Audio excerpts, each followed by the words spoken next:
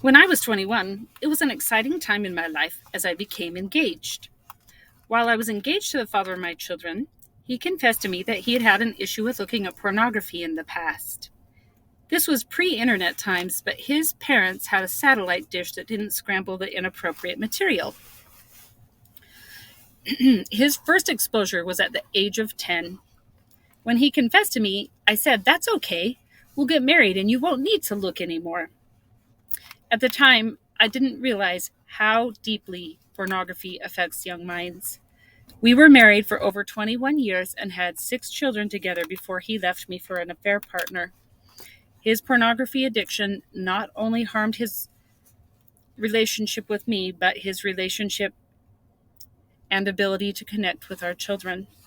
Researchers estimate that 94% of kids will have viewed pornography by the age of 14. Because of this, many of them will continue to find ways to view pornography. Furthermore, because their brains are still developing, it can be more addictive and harder to overcome. Kids are going to find ways to view inappropriate material, including pornography. Sex therapist and betrayal trauma specialist Joe Robertson reminds us that inappropriate words we looked up as kids in the dictionary, kids will now Google.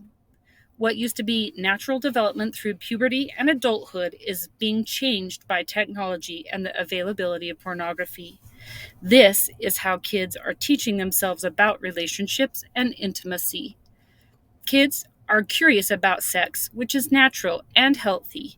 However, they are often unsure or embarrassed at how to talk to their parents.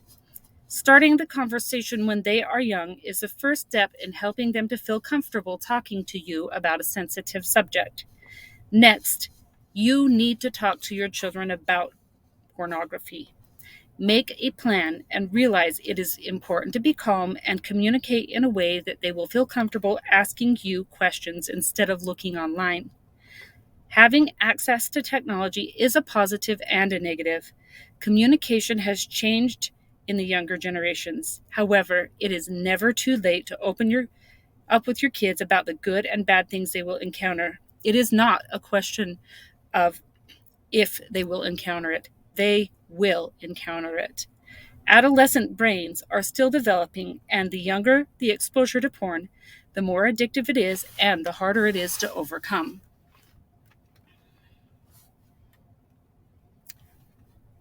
Pleasure sensors in healthy volunteers compared to pleasure sensors of compulsive pornography users show enhanced reward circuit activity. Adolescent brains are going through a stage of dramatic neuronal growth, and it will alter the way they act, connect, and treat their potential partners. Adolescent brains are still growing and forming through puberty, and it makes them more sensitive to dopamine signaling and more vulnerable to addiction. Our brains go through 2 stages of dramatic neonatal neuronal growth, according to yourbrainonporn.com. The first stage is from conception to around 4 months old. The second stage is between the ages of 10 and 13. Pornography is as addictive as illicit drugs. It changes the pathways in your brain in the same way. Researchers estimate that 94% of kids have viewed pornography by the age of 14. Because of this, many of them will continue to find the ways to view pornography. Furthermore, because their brains are still developing, it can be more addictive and harder to overcome. We need to talk to our children from the time they begin going to school in age-appropriate ways. Show them that you can be a trusted adult and that they can talk to you about anything.